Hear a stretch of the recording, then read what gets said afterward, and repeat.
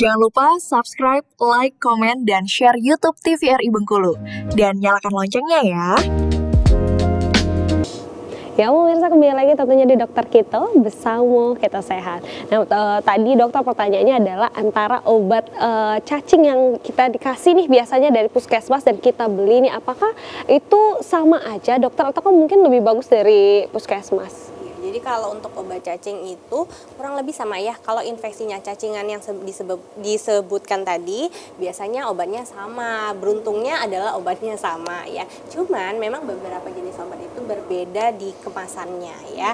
Kayak albendazole itu kemasannya tablet ya. Ada kemasan yang berbentuk seperti drops atau sirup. Nah, untuk anak-anak mungkin akan lebih nyaman atau lebih friendly dengan yang berbentuk sirup atau drops. Itu pun ada rasa-rasanya. Kalau yang tablet kan kita tahu ya bentuk tabletnya agak keras. Cuman yang disediakan pemerintah ada albendazole. Tapi kalau untuk fungsi dan khasiatnya untungnya sama ya.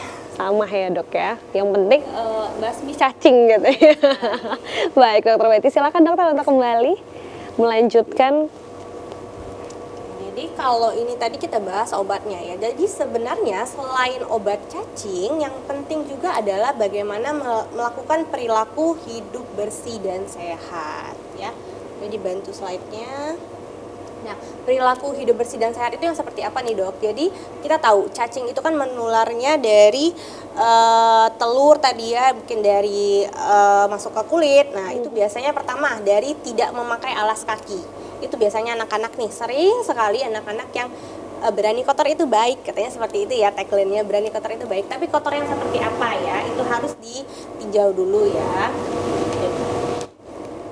Yang ini udah tadi. Nah nih, jadi nih perilaku hidup bersih dan sehat yang pertama adalah mencuci tangan dengan sabun. Nah, setelah menggunakan toilet, sebelum makan, dan setelah bermain di luar. Ini yang sangat jarang dilakukan ya. Dulu waktu era Covid mungkin sering. Benar sekali. Sanitizer di mana-mana ya.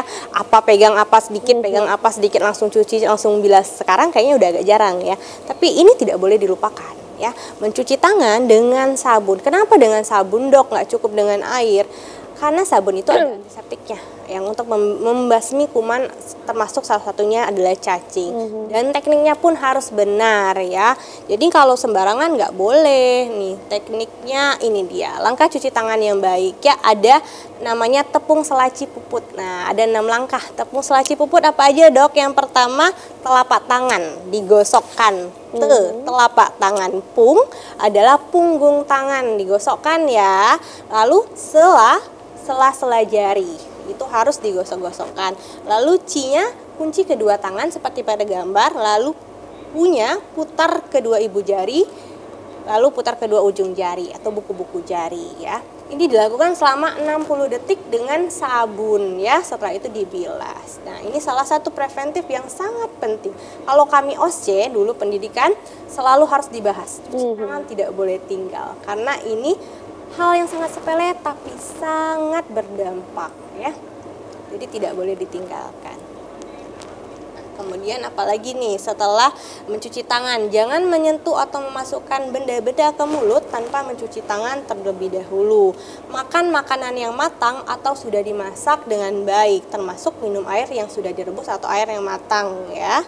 Lalu menjaga hewan peliharaan tetap sehat dan bersih. Ini juga sering nih, yang punya hewan peliharaan, kucing atau anjing, itu kotorannya bisa menyebabkan kontaminasi telur cacing. Jadi usahakan yang punya pet tadi harus dikonsultasikan atau mengkonsumsi obat cacing. Jadi obat cacing bukan hanya untuk manusia ya, untuk hewan-hewan peliharaan seperti kucing dan anjing juga perlu untuk mencegah terjadinya kontaminasi telur cacing tadi ya. Lalu pastikan anak tidur di tempat tidur yang bersih dan gunakan alas tidur yang mudah dibersihkan. Lalu minum obat cacing secara rutin setiap 6 bulan sekali. Kita lihat ya, rebus air, buang air besar di jamban. Untuk era sekarang kayaknya udah agak sedikit ya, tapi masih ada. Kalau bisa harus segera ditindak ya, yang tidak ada jamban atau yang MCK-nya terlalu dekat dengan sumber air ya.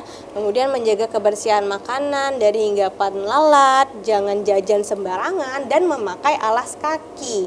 Ini penting sekali, kemana-mana harus biasakan menggunakan alas kaki. Karena karena kita nggak tahu ya cacingnya ada di mana. Kalau kelihatan kan enak bisa dihindari, bisa dilompatin ya, tapi kan nggak kelihatan telur cacing atau cacingnya. Jadi harus menggunakan alas kaki. Dan hindarkan anak dari sumber penularan kecacingan dengan menerapkan perilaku hidup bersih dan sehat. Harus dibiasakan bagaimana mencuci tangan yang baik dengan benar, makan dengan baik dengan benar, makan makanan yang sehat, minum air putih yang sudah matang ya.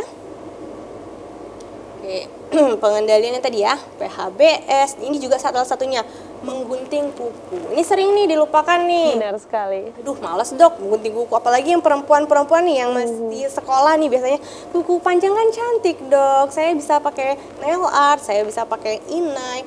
Coba dipikirkan lagi ya, kenapa? Karena kuku kita yang terlalu panjang itu bisa menyimpan kotoran-kotoran termasuk telur cacing. Yang ketika kalau kita makan, kita misalnya lupa juga cuci tangan ya, itu bisa masuk ke tubuh kita. Akhirnya apa? Telur cacing tertelan ya. Jadi usahakan menggunting kuku rutin seminggu sekali ya. Kemudian BAB jangan sembarangan yang pasti ya. Lalu minum obat cacing. Oke, kapan saja harus mencuci tangan? Setiap kali tangan kita kotor, baik memegang uang, memegang sesuatu, memegang hewan atau binatang atau berkebun. Sesudah buang air juga, sebelum menyusui bayi, setelah mencebok bayi atau anak-anak. Kenapa? Karena itu kan kotor ya, walaupun pakai tisu basah ataupun walaupun pakai popok, tetap harus segera dicuci tangannya. Lalu sebelum makan dan menyuapi anak, sebelum memegang makanan dan setelah makan, setelah bermain di tanah, lumpur atau tempat kotor, dan setelah bersin atau batuk. Jangan lupa untuk etika bersin dan batuk yang benar ya, jangan sembarangan. Usahakan di balik lengannya ya, atau ditutup ya, setelah itu cuci tangan. Oke, mungkin selanjutnya nanti Dokter Elsa. Baik dokter, mungkin bisa kembali. Jadi memang cacingan ini sebenarnya simple ya dok ya, adalah pola hidup yang sehat. Bagaimana kita bisa menjaga kebersihan, terus juga kesehatan juga tentunya. Nah tapi kalau untuk vitamin A nih dokter, seperti apa? Tapi nanti kita akan bahas setelah jeda berikut ini, tetap di Dokter Kito.